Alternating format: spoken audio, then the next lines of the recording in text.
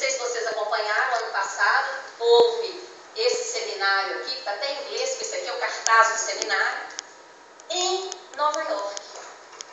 Justamente quando a Dilma deixou de atender um convite do Obama, lembra?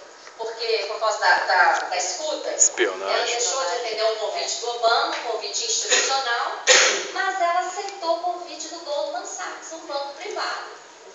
E nesse evento aqui foram a presidenta, o presidente do Banco Central, o presidente do BNDES, o ministro da Fazenda, o ministro da Indústria e Comércio.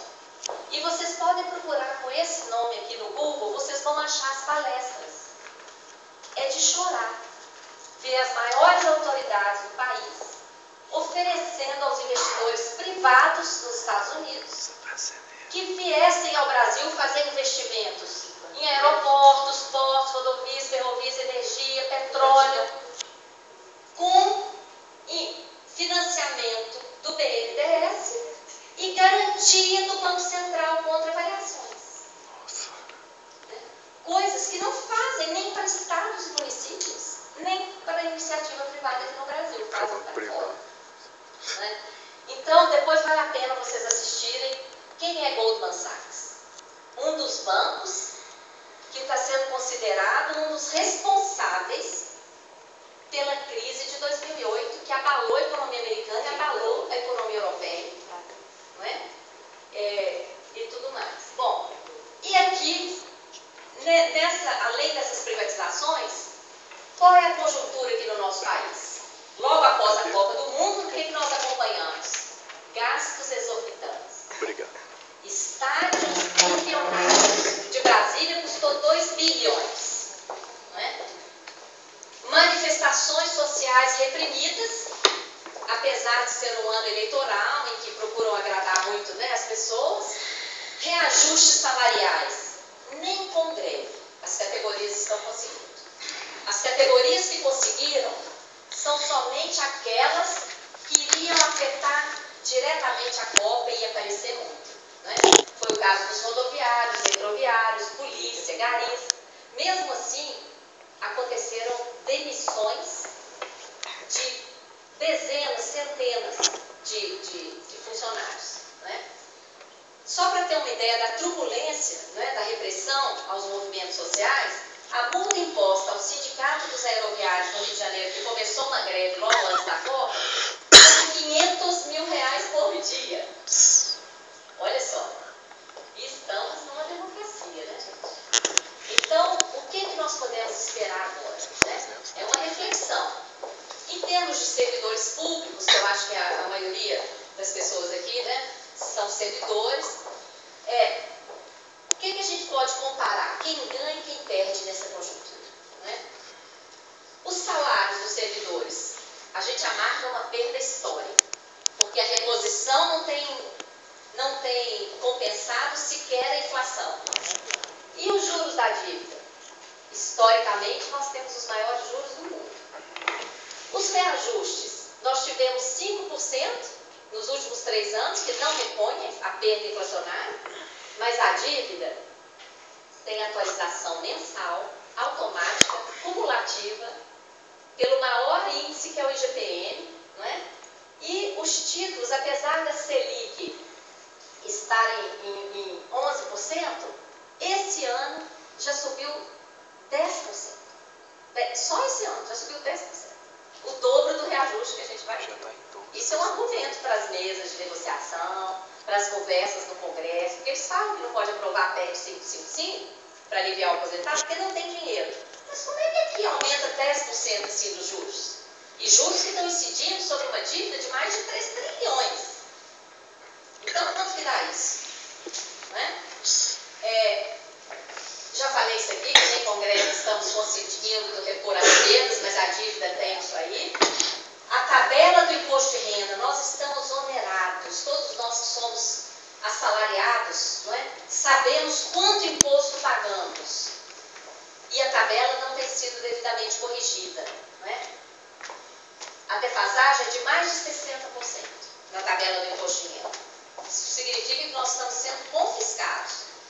E os juros da dívida? Tem isenções estrangeiro que vem aqui e ganha o maior juro do mundo é isento, além de outras anistias e benefícios, né?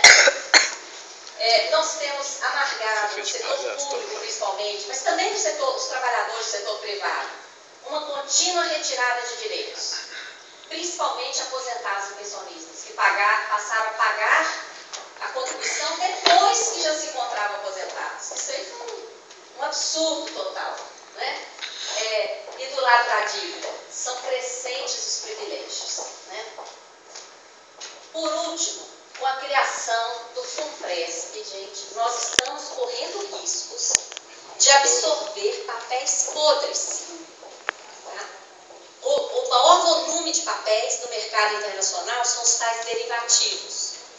E o Conselho Monetário Nacional autorizou que os fundos de pensão no Brasil comprem derivativos.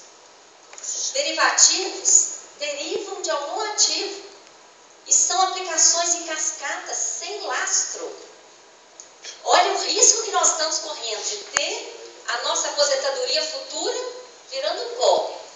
E, do outro lado, os bancos ganham rios de dinheiro. Porque qual é o custo para eles criarem um derivativo? Eles não precisam nem ser donos daquele ativo. Eles podem criar um papel, uma aposta, depois no debate, se vocês quiserem, a gente entra nesse ponto aí, né? E eles ganham milhões aqui. No mundo hoje já tem mais de 11 PIBs mundiais em derivativos. Olha o tamanho da bolha. E esse dado é do BIS, Banco Central dos Bancos Centrais. E é um dado de 2011, porque de lá para cá eles não atualizaram. Tá? Pode passar. Bom, gente, diante dessa conjuntura, né, a gente queria dar notícia boa, mas não tem notícia boa, não. Né? Nosso país não é qualquer país. Nós somos o 7º país mais rico do mundo. Mas qual é a nossa situação social? Nós somos o 85º no ranking dos direitos humanos, segundo a ONU, o relatório do IDH, Índice de Desenvolvimento Humano. Nós somos o penúltimo no ranking da educação. E é isso que trava o nosso país. Porque com uma educação medíocre, nós vemos como é que está aí a situação profissional do país.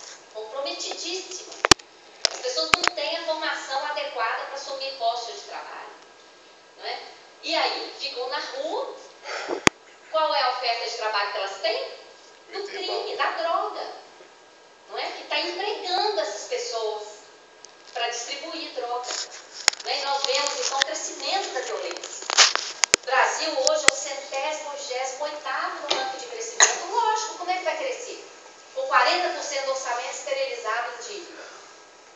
Não é? Sem investimento em ciência e tecnologia. Nós estamos vendo aí o processo de desindustrialização. Não é?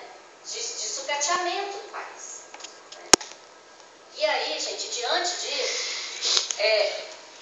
nós temos sim que lutar por todos os nossos direitos corporativos e tudo mais, mas nós temos que olhar para o nosso país, porque quem vai olhar? Nós tivemos acesso à educação, não é? É que temos que carregar essa bandeira aqui e lutar por justiça, como a FIP também luta na área da Previdência. Né? Pode passar. Bom, agora um diagrama, né, que a gente usa, pode passar, que vai mostrando como que todo mundo, passou rápido demais, como que todos nós contribuímos, né, para o sistema da dívida. Nós pagamos tributos, deveríamos receber os serviços públicos, não é? Era para termos educação pública de qualidade, saúde, etc., bons transportes, mas não temos. Por quê? Porque a maior parte vai para a dívida dos juros, né? Os bancos devolvem um pouco na compra de títulos públicos, porque o sistema se realimenta. Entrega um pouco também para a sociedade oferecendo crédito fácil, porque ele recebe de volta muito mais gordo, né? Olha a linha gorda lá de volta, com spreads, juros e etc. E os bancos aplicam a maior parte em especulação, e quando ele tem prejuízo, o que acontece? Os salvamentos bancários. Proer, por é isso exemplo. que acontece, né? Pode passar, Caio. Proer. Bom, gente, diante desse quadro, o que a gente já identificou, depois de 14 anos dedicando a investigar a dívida pública, não só no Brasil, como em países latino-americanos países europeus, nós identificamos que existe um sistema da dívida. A dívida não é uma coisa isolada. É um sistema integrado, não é? Que, em vez de aportar recursos, subtrai recursos. Porque todo mundo imagina que uma dívida, se tem uma dívida, né? Se eu vou falar assim, Margarida, você me deve 1.000. Você vai falar assim, que dia que você me emprestou 1.000, Manel? A gente só entende dívida se antes houve uma entrega, concordam? O que nós identificamos no sistema da dívida? As dívidas são geradas.